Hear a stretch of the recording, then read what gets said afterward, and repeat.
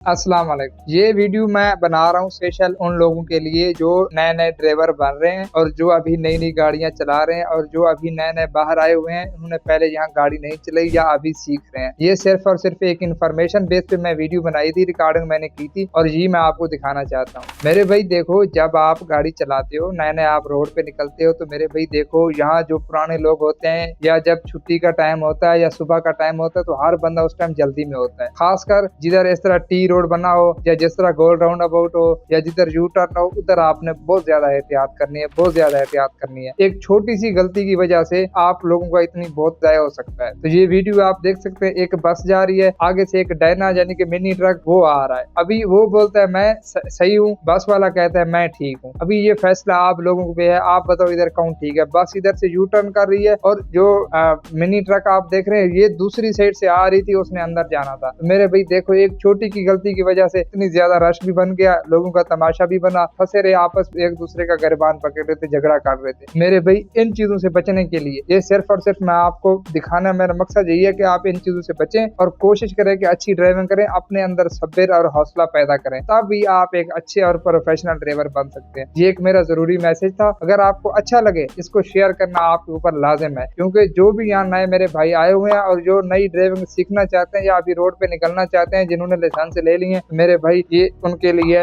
लाजमी है। तो आपने शेयर करना है, चैनल को फॉलो भी करना है, सब्सक्राइब भी करना है। बहुत शुक्रिया।